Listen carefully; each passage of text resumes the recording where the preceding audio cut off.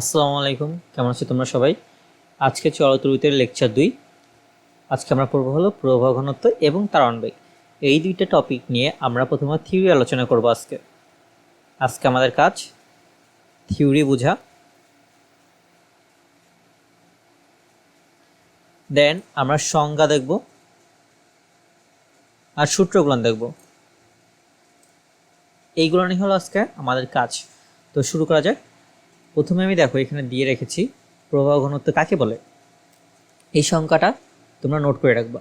আপাতত আমরা দেখি সংজ্ঞা এখানে কি বলছে, যে কোনো পরিবাহীর প্রস্থচ্ছেদের একক ক্ষেত্রফল দিয়ে প্রবাহিত বিদ্যুৎ প্রবাহকে প্রবাহ ঘনত্ব বলে।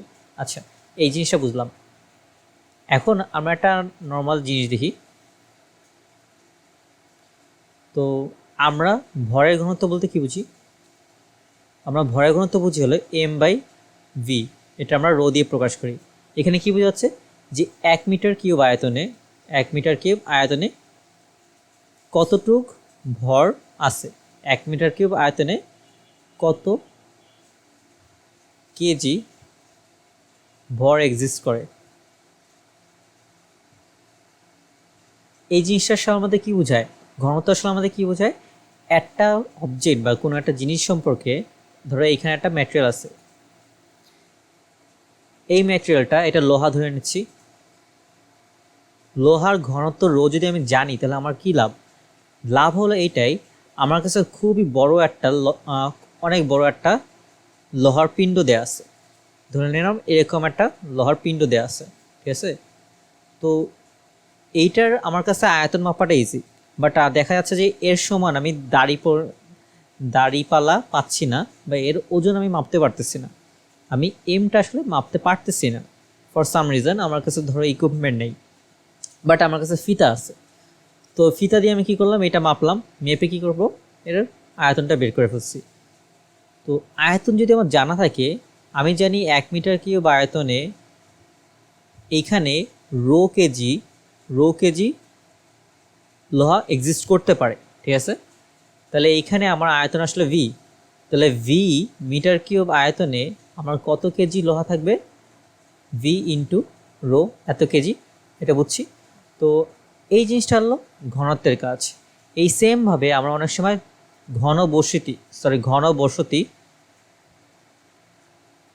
ঘনবসতির দেশ এই কথাটা বলে থাকি। সো এইখানে আসলে জনসংখ্যার ঘনত্বটা বোঝাচ্ছে। জনসংখ্যার ঘনত্ব দিয়ে আমরা কি জানতে পারি? এটা দিয়ে আমরা জানতে পারি যে ধরে নিলাম 1 মিটার স্কোয়ার আয়তনে, ক্ষেত্রফলে এটুকু একটা স্পেস আমি দিছি। এটা আমার একটা স্পেস আছে, ফ্রি স্পেস।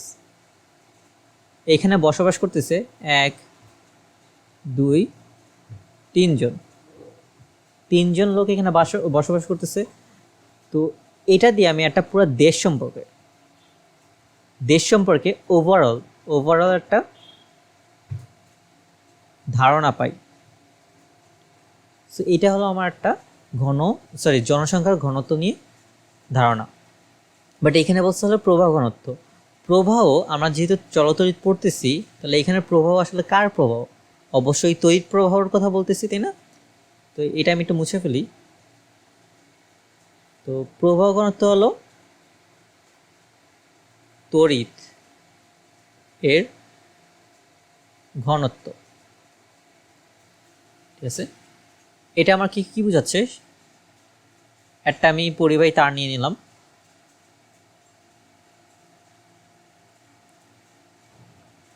তো এই পরিবাহী তারের এখানে আমি একটা প্রস্থচ্ছেদ কল্পনা করে নিলাম, ঠিক আছে? এই প্রস্থচ্ছেদের ক্ষেত্রফল যদি এ হয়, ক্ষেত্রফল এ, তবে এর মধ্যে তো অবশ্যই একটা কারেন্ট পাস করবে, তাই না? কিছু কারেন্ট পাস করতেছে, এটা ক্লিয়ার। এগুলো হলো আমার আই। এই ক্ষেত্রফল থেকে আমার যদি আই কারেন্ট পাস করে, তবে এই পরিবাহী তারের জন্য আমার প্রবাহ ঘনত্ব হবে J equal to I by A. মনে রাখতে হবে এ হলো তোমার এরিয়া ভেক্টর। এ কি আমার এরিয়া ভেক্টর। এখানে ক্ষেত্রফলকে আমরা কেন ভেক্টর রাশি কল্পনা করতেছি সেটা আগে বুঝাই। দেখো এই সেম প্লেনে আমি এখানে দুইটা ক্ষেত্র আঁকবো। তো এই যে একটা ক্ষেত্র, এইখানে একটা জিনিস খেয়াল করবা, এর যে সবার মাঝখান দিয়ে কারেন্ট পাস করতেছে, যেহেতু একটা পরিবাহী তার এখানে, তো আমার এখানে কারেন্ট পাস করতেছে সেটা আমি ধরে নিচ্ছি। কিন্তু এখানে একটা কথা,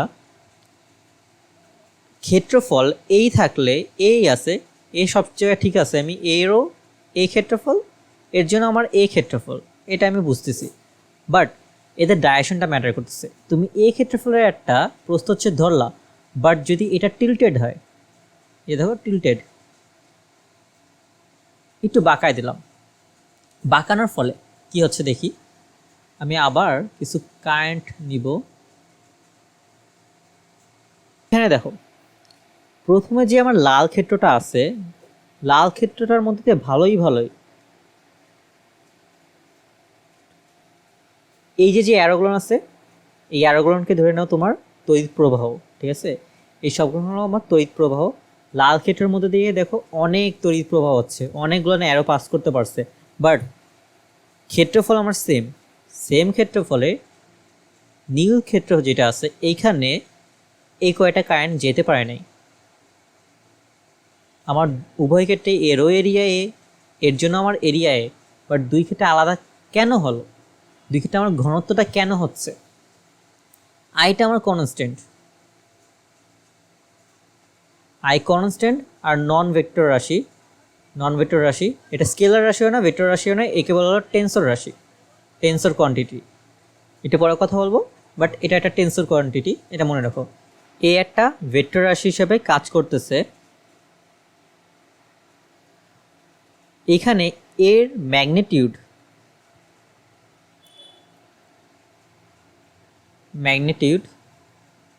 যেমন একটা ইম্প্যাক্ট রাখে, সিমিলারলি এটা এই এ আই এর সাথে কত ডিগ্রি অ্যাঙ্গেল, প্রবাহের সাথে কত ডিগ্রি অ্যাঙ্গেলে আছে, অ্যাঙ্গেলে থাকবে, সেটাও একটা ইম্প্যাক্ট ফেলবে, সেটাও ইম্প্যাক্ট রাখতেছে। তো এই জিনিসটা আমরা বুঝলাম।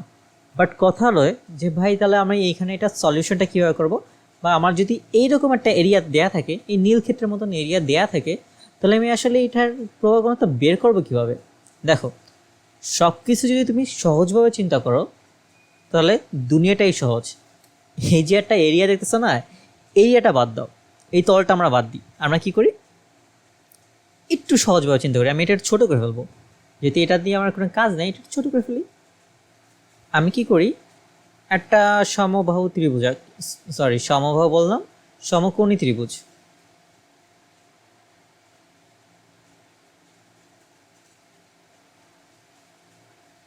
বাদ দেন ভাই, ঠিক হইতো না।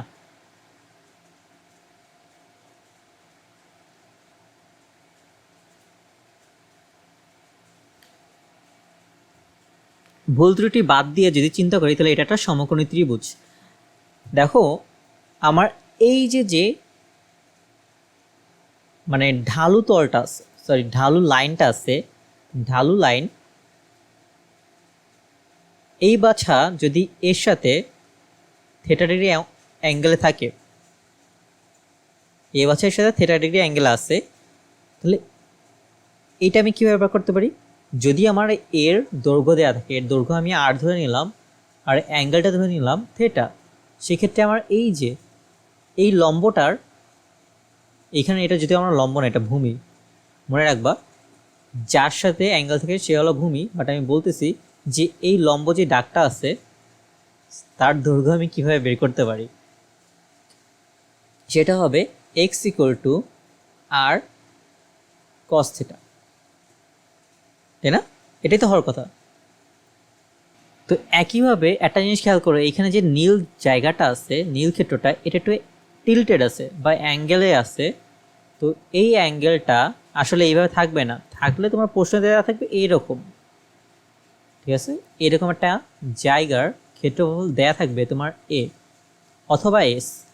অনেক জায়গায় দেখবা, অনেক বইয়েই দেখবা, তুমি যদি ফান্ডামেন্টাল অফ ফিজিক্স বই দেখো অথবা তোমার অন্য কয়েকটা বই দেখো, সেক্ষেত্রে এই জায়গাটা আসলে এস দিয়ে প্রকাশ করে, মানে ছোট্ট একটা এরিয়া নেয়, সেই এরিয়াকে আমরা বলি এস, বা এরিয়া ভেক্টরকেই এস দ্বারা প্রকাশ করা হয়। তো এইখানে এ কেন প্রকাশ করা হয় না, তার একটা কারণ আছে। এ দিয়ে আসলে অ্যাম্পিয়ার বোঝায় না, এ দিয়ে যদি অ্যাম্পিয়ার বোঝায়, তাই আসলে আমরা অনেক জায়গায় এ আর এস মানে অ্যাম্পিয়ারও এরিয়াও তো এটা একটা কনফিউশন ক্রিয়েট করে। তো আমরা এরিয়াকে কী করি, এস দ্বারা প্রকাশ করি। এটা বেশ কয়েক জায়গায় দেওয়া আছে, আমি এখানে এ দিয়ে প্রকাশ করলাম যেহেতু তোমরা অভ্যস্ত।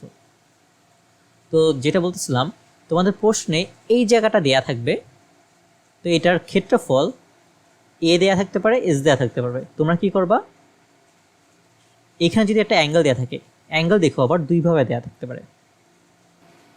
এই যে ক্ষেত্রর সাথে তোমার এই তারের এখানে একটা লম্ব দেওয়া থাকলে এই অ্যাঙ্গেলটাও থিটা বলতে পারে, অথবা এই যে ক্ষেত্রটা আছে না, ক্ষেত্রের সাথে একটা লম্ব অঙ্কন করো, ক্ষেত্রের সাথে একটা লম্ব, ঠিক আছে। এই লম্ব তোমার তড়িৎ প্রবাহের সাথে যে অ্যাঙ্গেলটা তৈরি করতেছে, যে অ্যাঙ্গেলটা এই যে অ্যাঙ্গেলটা তৈরি করলো, এটাকেও অনেক সময় থিটা বলে। থিটার আসলে দুইটা পরিচয়, এক হলো তারের সাথে লম্ব, তার সাথে লম্ব এবং তোমার ক্ষেত্রফলের সাথে থিটা ডিগ্রি অ্যাঙ্গেল তৈরি করছে, অথবা এই ক্ষেত্রের সাথে ক্ষেত্রের সাথে লম্ব এবং তড়িৎ প্রবাহের সাথে থিটা ডিগ্রি অ্যাঙ্গেল আসছে। এই দুই ক্ষেত্রে আমার সূত্র সেম আসবে। কিভাবে আসবে সেটা তোমরা একটু যদি বাসায় বেসিক ত্রিকোণমিতি দিয়ে এক্সপেরিমেন্ট করো তাহলে বুঝে যাবা। কি হবে, এই এ ইকুয়ালটা আমি লিখতে পারি এ প্রাইম, এই যে এখানে যে এটা হবে, এইখানে যে এটা হবে সেটাকে আমি ধরে নিচ্ছি এ প্রাইম, আর এইখানে যেই এটা দেয়া আছে সেটা এ। তো A prime equal to A cos theta. তো এখন আমি জে এর যে সূত্রটা পাই সেটা হলো J equal to I divided by A cos theta, ঠিক আছে। এই সূত্রটা ক্লিয়ার। এখানে এখন আসি আমরা, যে যেহেতু একটা ভেক্টর রাশি, মানে প্রবাহ ঘনত্ব যেহেতু একটা ভেক্টর রাশি, ভেক্টর কোয়ান্টিটি, তার মানে এই প্রবাহ ঘনত্বের একটা ডাইরেকশনটা কার ডাইরেকশনের সাথে মিল হবে, আই এর ডাইরেকশন, আই এর যে দিকে যাবে, আই যে দিকে যাবে, জিও তোমার সেম দিকে যাবে। ওকে, তার মানে J is opposite to electron বা নেগেটিভ চার্জের ফ্লো। আবার জে ইন ডাইরেকশন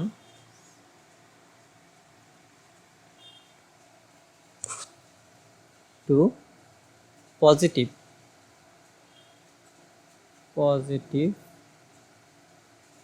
চার্জের ফ্লো। ক্লিয়ার?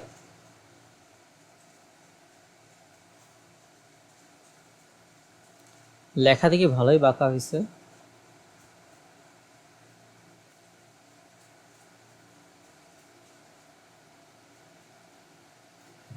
আচ্ছা, তাহলে আমরা প্রবাহ ঘনত্ব জিনিসটা বুঝলাম। এখন আসি হলো আমাদের তারণ বেগ। তারণ বেগের সংজ্ঞাটা এখানে লেখা আছে, তোমরা দেখে নাও।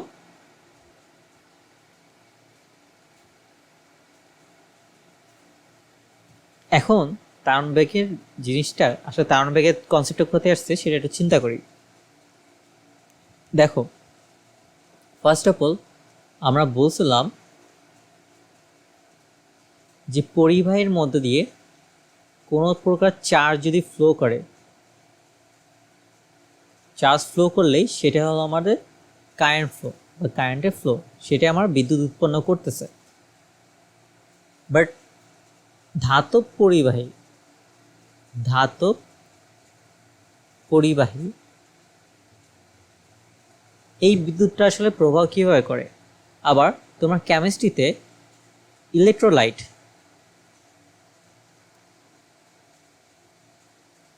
নাম ঠিক করে মনে আছে নাকি বলতে পারলাম না। আচ্ছা, তড়িৎ বিশ্লেষ্য, মেবি তড়িৎ বিশ্লেষ্য কীভাবে প্রবাহিত হয় সেটা একটু মনে আছে মনে হয় তোমাদের। যে কোনো চার্জই আমার তড়িৎ প্রবাহ ঘটাইতে পারে, বাট তড়িৎ প্রবাহ আসলে ঘটে কীভাবে। তুমি যদি টেম্পারেচার বাড়াও,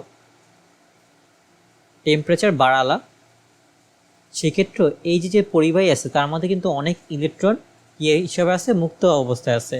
তো এই মুক্ত ইলেকট্রনগুলো কি মুভ করা শুরু করবে, তাই না? মুভ করার কারণে এরা জিগজ্যাগ মোশন থাকবে, যেহেতু র্যান্ডম ইলেকট্রন র্যান্ডমভাবে মুভমেন্ট করবে। এখন এখানে তোমার পজিটিভ একটা নিউক্লিয়াস থাকে, আবার অনেকগুলো ইলেকট্রন থাকে। তার মানে এ যখন মুভমেন্টটা করতেছে তার সময় একটা না একটা টাইমে অন্য একটা ইলেকট্রন অর একটা নিউক্লিয়াসের সাথে কোলাইড করতে পারে। মানে এটা তোমার সংঘর্ষ করতে পারে, সংঘর্ষ করতেই পারে। এই সংঘর্ষের ফলে এই যে ইলেকট্রন আছে সেটা কি একটা বাধা পাচ্ছে, বাধা পাওয়ার পরে আবার বিপরীত দিকে র্যান্ডম মোশনেই চলাচল করবে। তো এই মুভমেন্টটা যেহেতু ধরো একটা আমি ক্ষেত্র ধরলাম, এই যে একটা ক্ষেত্র এ, তো এই দিক থেকে কিছু ইলেকট্রন জিগজ্যাগ মোশনে আছে, এদিক থেকে কিছু ইলেকট্রন জিগজ্যাগ মোশনে আছে। যদি আমি এই ক্ষেত্রটাই শুধু অবজার্ভ করবি, তাহলে দেখা যাবে যে যতটা ইলেকট্রন এই দিকে পাস করছে তার খুবই কাছাকাছি পরিমাণ ইলেকট্রন এই দিক থেকে এই দিকে পাস করছে। তো দেখা যাচ্ছে এইদিকেও ইলেকট্রন পাস করতেছে, এইদিকেও ইলেকট্রন পাস করতেছে। আলটিমেটলি এখানে আই এর ভ্যালু 0 হয়ে যাচ্ছে, কারণ কোনো রেজাল্টেন্ট কারেন্ট এখানে নাই, রেজাল্টেন্ট কারেন্ট এখানে তৈরি হচ্ছে না। তাহলে এখানে উপায় কি? তাহলে এখানে আসলে ভাই পরিবাহী তারের মধ্যে দিয়ে কারেন্টের উৎপত্তিটা কীভাবে হয়, এর জন্য একটা জিনিস ব্যবহার করি আমরা, সেটা হলো ব্যাটারি ওর যে কোনো একটা ডিভাইস যেটা আমার একটা কনস্ট্যান্ট অর্ডারে রাখবে এই ইলেকট্রনের মোশনগুলোকে। তো নর্মালি আমি ব্যাটারির এক্সাম্পল নিয়ে যদি বলি, ব্যাটারি কী করে? সো ব্যাটারি একটা ইলেকট্রিক ফিল্ড রেডি করে, এক পাশে পজিটিভ চার্জ থাকে, এক পাশে নেগেটিভ চার্জ থাকে, তাই না?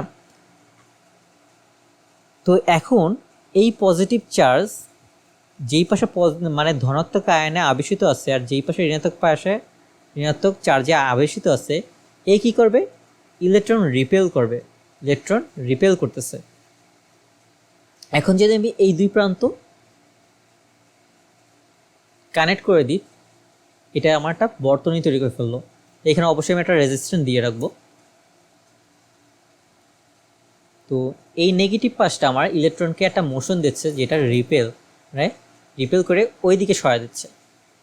এতক্ষণ যে ইলেকট্রনগুলো আমার একটা জিগজ্যাগ র্যান্ডম মোশন ছিল, তারা এখন একটা নির্দিষ্ট লক্ষ্য পাইছে যে আমার নেগেটিভ প্রান্ত থেকে দূরে যেতে হবে আর পজিটিভ প্রান্তে যেতে হবে।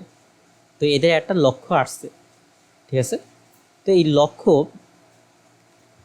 পাওয়ার উদ্দেশ্যে এরা মুভ করতেছে, বাট স্টিল সামনে তো একটা প্রোটন আছে, বা তোমার এই যে ল্যাটাস যেটা বলে নিউক্লিয়াস থাকবেই, ওর সামনে অন্য ইলেকট্রনও থাকবেই। তো এরা কী করে? আবার কোলাইড করে। ধরো টি টাইম পরে কলিশন করলো, আর এই টাইমের মাঝখানে এল ডিস্টেন্স মুভ করছে, এল ডিস্টেন্স মুভ করতে পারছে। তো এই যে এল বাই টি, এটাই হলো আমার ড্রিফট ভ্যালোসিটি, যার অপর নাম বাংলায় তারণ বেগ। ড্রিফট মানে তোমরা অনেকটা বুঝো, তোমরা যে অনেকে কার রেসিং গেম খেলছো সেক্ষেত্রে তোমরা ড্রিফট অর্থটা বুঝো। তো আমার আসলে বোঝানো লাগবে না ড্রিফটটা কি। এখানে যে ইলেকট্রনগুলো ছন্নছায়িত হয়ে ঘুরে বেড়াচ্ছে, এটাই কাইন্ড লাইক ড্রিফট। তো একটা ইলেকট্রন চলাচলের সময় একটা নির্দিষ্ট বেগ পেয়ে যায়। ইলেকট্রিক ফিল্ড তৈরি করলে একটা নির্দিষ্ট বস্তুর জন্য এই বেগটা কনস্ট্যান্ট। আর ইলেকট্রিক ফিল্ড যদি তৈরি মানে ইলেকট্রিক ফিল্ড যদি না থাকে তবে আমরা ধরে নিই এই ভিটা 0। বুঝছো? আচ্ছা, এখন আমরা তারণ বেগ ভিডি এর সাথে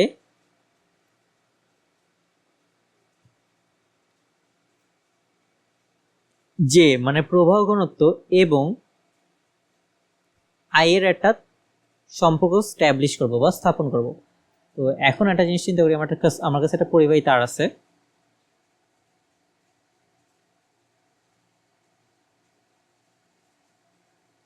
এই যে একটা পরিবাহী তার, এর প্রস্থ যেতে ক্ষেত্রফল যদি আমার এ হয় আর এর পুরোটার দৈর্ঘ্য হলো এল, ঠিক আছে? এটা একটা নির্দিষ্ট ম্যাটেরিয়ালের তৈরি। তো এর একক আয়তনে মানে 1 মিটার কিউব আয়তনে n সংখ্যক ইলেকট্রন থাকে। ঠিক আছে? ইলেকট্রনের চার্জটা আমি একটু প্রকাশ করে দিই ই দিয়ে। ইলেকট্রনের চার্জ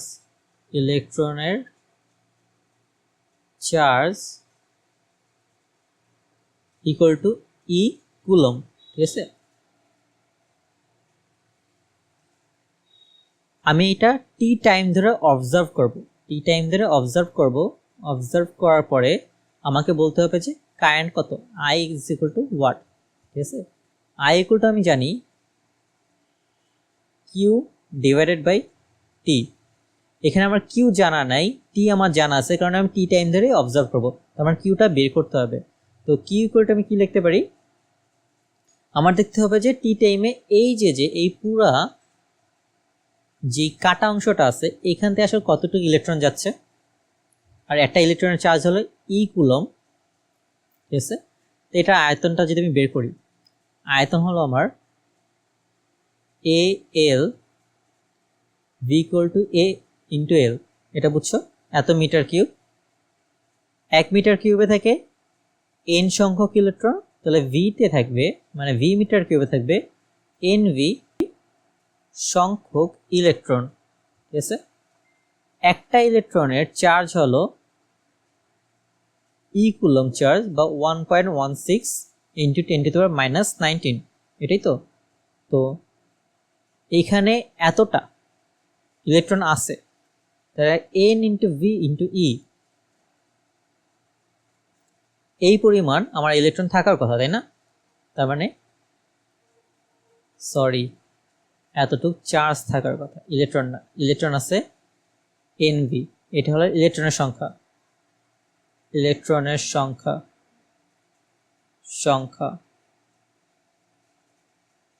এটা হলো আমার চার্জ। তো কি ইকুয়ালটা দেখতে পারি এন ভি ই, বুঝছি? বাট এখানে একটা জিনিস জানা দরকার, আমার এ দেয়া থাকলেও এলটা সবসময় দেয়া থাকবে না। এলটা আমার আসলে কীভাবে বের করা যায়, এলটা আমরা কীভাবে বের করতে পারি, এটা আমি একটা ছোট করি।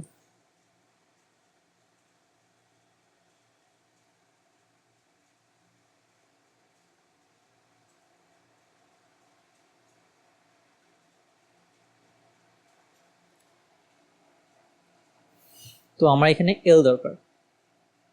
আমরা জানি ইলেকট্রন যে বেগে ধাবিত হয় সেই বেগটা হলো ড্রিভ ভেলোসিটি, যাকে প্রকাশ করি ভিডি দিয়ে, তাই না? ভিডি ইকুয়াল টু আমরা লিখতে পারি এল বাই টি। আমি টি টাইম ধরে অবজার্ভ করতেছি আর এল দৈর্ঘ্য সেই টাইমে ও অতিক্রম করতেছে, তাহলে এল ইকুয়াল টু আমি লিখতে পারি ভিডি ইন্টু টি। ক্লিয়ার? তার মানে আমি এখন এই যে আয়তনের সূত্রটা ছিল, আয়তনের আমার সূত্র কি ছিল, ভি ইকুয়াল টু ছিল আমার এ ইন্টু এল।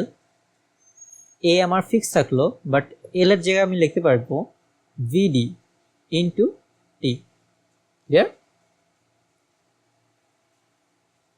আমি এখন কিউ এটাকে মডিফাই করি এন ইন্টু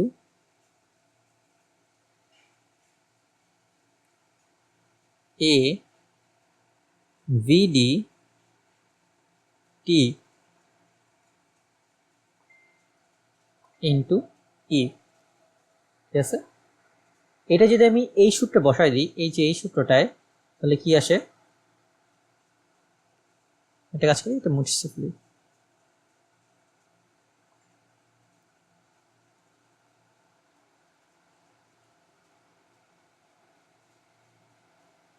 তাহলে আই ইকুয়াল আমি লিখতে পারি n A v d into e divided by আবার টি, টি এ যাবে কাটা, টি এ গেল আমার কাটা, এখানে থাকতেছে কি আই ইকুয়াল টু থাকে এন এ ভিডি ই, ঠিক আছে। এইটাই হলো আমার কারেন্টের সাথে তারণ বেগের সম্পর্ক।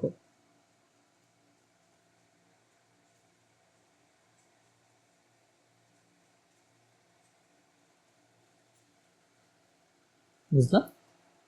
এখন এইটাকে তোমরা একটু শর্টকাটে মনে রাখতে পারবা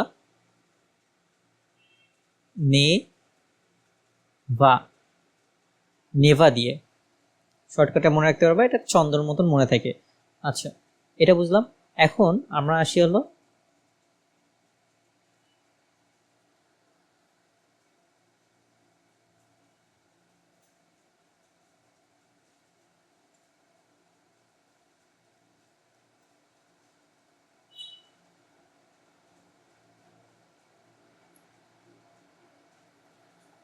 প্রবাহ ঘনত্ব জে এর সাথে ভিডি এর যে সম্পর্ক আছে সেটা বের করার জন্য। তো প্রবাহ ঘনত্বের সূত্র কি ছিল, আই বাই এ, এটা ছিল আই ইকুয়াল টু আমরা কি পেয়েছি, নেভা।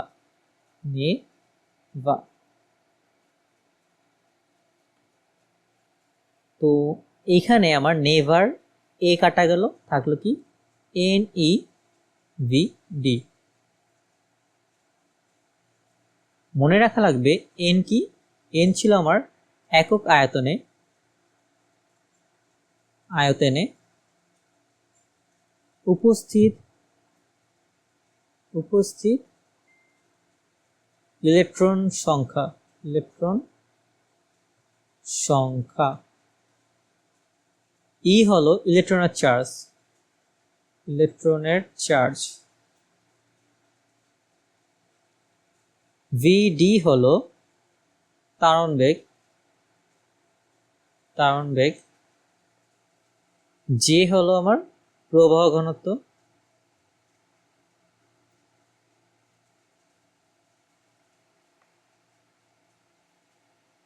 এ হলো প্রস্থচ্ছেদের ক্ষেত্রফল,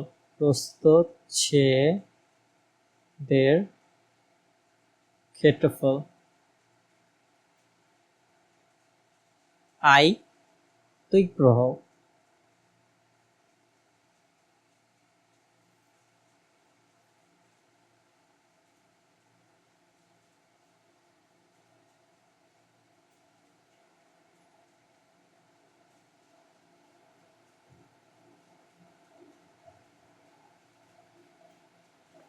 আচ্ছা, আজকের ক্লাস এতটুকুই।